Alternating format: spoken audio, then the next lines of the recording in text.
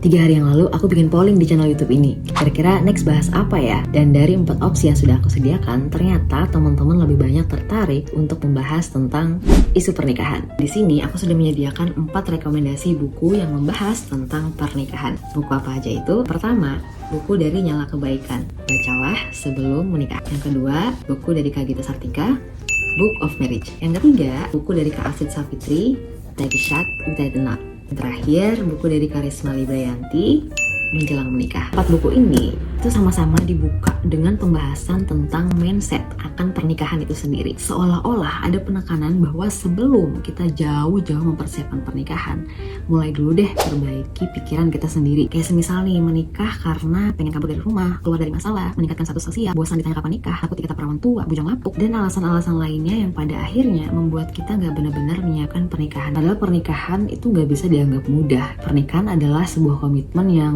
benar-benar membutuhkan kesungguhan, karena ini bukan cuma soal sebentar, tapi soal seumur hidup gitu. Lalu pertanyaannya, menikah itu buat apa dong? Aku ketemu insight yang menarik dari buku Kak Astrid Savitri. Aku bacain ya. Pernikahan tidak dirancang untuk membuat kita merasa bahagia atau happy ending selayaknya film romansa.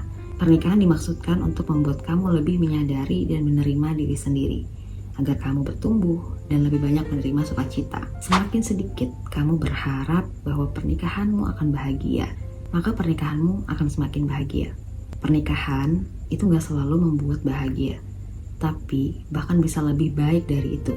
Pernikahan memberi kita peluang untuk menemukan kebahagiaan, ketenangan, keikhlasan, alasan untuk berjuang dan bertahan, dan upaya keras mencintai orang yang tidak sempurna, juga mempelajari makna sebuah komitmen dan kompromi. Pada akhirnya, bagian tersulit dari pernikahan itu bukanlah menemukan orang yang tepat, tapi menjadi orang yang tepat. Dan tahu nggak teman-teman, 3 penyebab terbesar perceraian di Indonesia itu, yang pertama adalah perselisihan dan pertengkaran, yang kedua itu permasalahan ekonomi, dan yang ketiga itu ditinggalkan oleh salah satu pihak. Nah, meskipun data statistik ini menunjukkan bahwa angka perceraian di Indonesia itu cenderung menurun selama 3 tahun terakhir ini, tapi itu nggak menjamin bahwa pasangan yang memilih tidak bercerai itu kehidupannya adem ayem aja gitu, lempeng aja, tanpa masalah. Berangkat dari sini nih, kita perlu banget belajar ilmu pernikahan sebelum menikah. Meskipun pada prakteknya gak semudah teori, tapi seenggaknya kita jadi punya gambaran gimana sih kehidupan rumah tangga nanti. Aku bakal bagi 3 tips dari buku-buku ini. Yang pertama, tips buat teman-teman yang mau menikah meskipun belum ada calonnya. Yang kedua, tips menikah buat teman-teman yang sudah ada calonnya. Dan yang ketiga, tips buat teman-teman yang sudah menikah. Simak benar-benar ya. Tips pertama dari buku Menjelang Menikah, yaitu memperbaiki kebiasaan. Sadar gak sih teman-teman bahwa menikah itu adalah menyatukan 2 jiwa, menyatukan 2 keluarga bahkan ya. Jadi kebiasaan-kebiasaan buruk, kebiasaan-kebiasaan yang gak baik, mulailah perbaiki dari sekarang. Semisal lebih sering membicarakan diri sendiri ketika kita lagi berbincang dengan orang lain, memberikan kesempatan orang lain untuk berbicara gitu ya, tentang pengelolaan keuangan. Kayak sebelum menikah oke-oke aja lah ya, keuangan itu adalah urusan kita sendiri gitu, kita yang cari, ya bebas-bebasnya kita buat ngeluarin kayak gimana. Dalam pernikahan itu akan banyak banget pengeluaran-pengeluaran, perlu kerjasama yang baik, dan itu bisa banget dipelajari dan dimulai sejak sebelum menikah. Kemudian kayak kebiasaan rapi ya, entah itu penampilan, entah itu ruangan gitu ya, tempat kerja, tempat tinggal.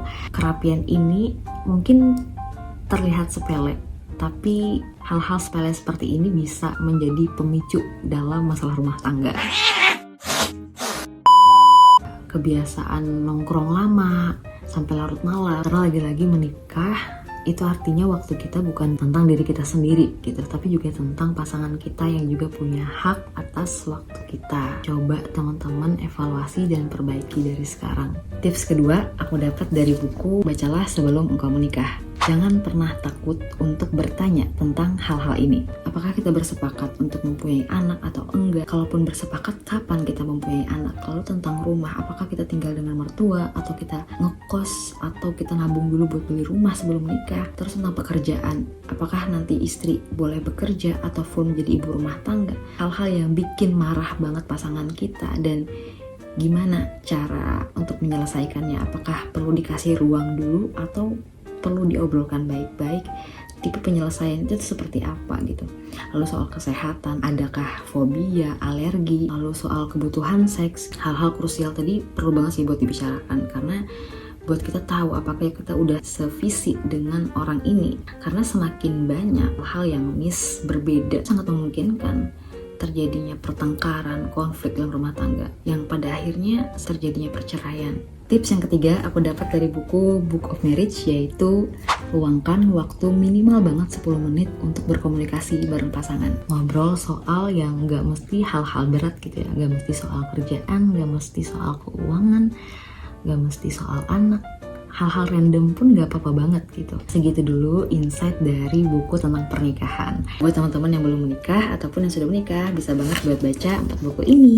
Oh iya, buat teman-teman yang mencari pembahasan tentang pernikahan dari sisi agama, itu ada di buku Menjelang Menikah. Di sini juga udah ada lengkap persyaratan-persyaratan untuk menikah, alur-alurnya itu lengkap banget di sini. Jadi silahkan teman-teman baca. Kira-kira dari semuanya pengen baca yang mana dulu nih? Komen di kolom komentar ya.